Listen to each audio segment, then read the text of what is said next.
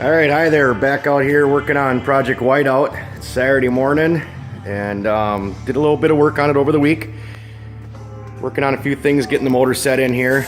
Got this thing set in, and I put my clutch alignment tool on, and I'm 5/8 of an inch off the motor to the secondary.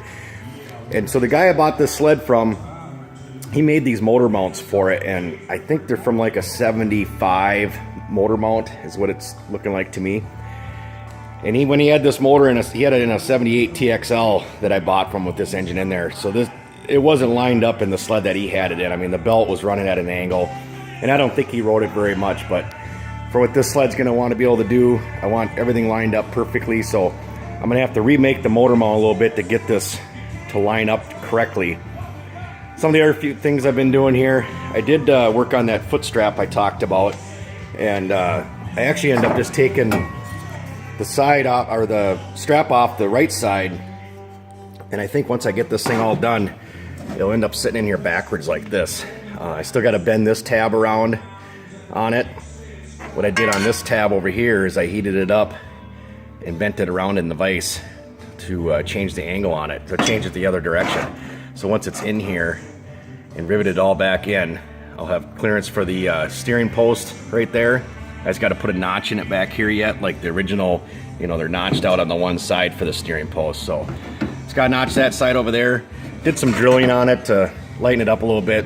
You know, maybe took out a couple ounces, but it looks neat. Punched a bunch of holes. I put in the iron worker and punched all these holes in between the original holes that were in it. Got the chain case in it.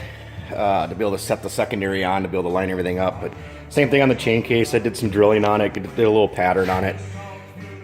Did it on my last sled. I like it. Kind of looks neat. It's like I said, it's not a huge weight savings by no means. Did notch the bulkhead out. I still got to finish making the plate, but I still got to get this motor positioned exactly where it's got to sit.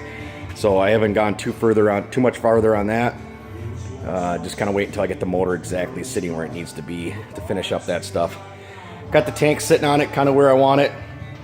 I did cut out some of the brackets back here that the airbox would have been mounted to on the side here. And I'm going to take and weld in some gussets back here for the back of the jack shaft bearing and stuff there to help support that. So the tank's sitting, that's about where it's going to sit. I got just a piece of plywood, the seat pan just sitting on there to kind of resemble where that's going to sit. I'm going to cut the back of the tunnel off back here and then bob it, kind of give it that short bobber look, and then I'll bend up a new tunnel closure and stuff for it then.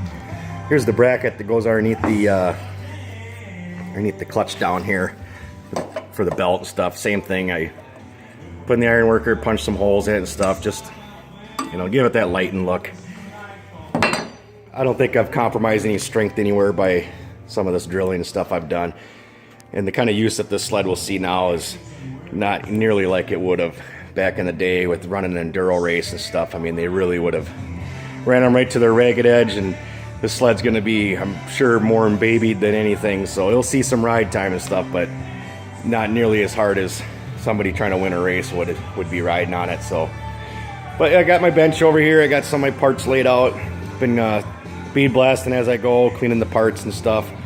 So a lot more work to go. Talk to you later. Thanks for watching.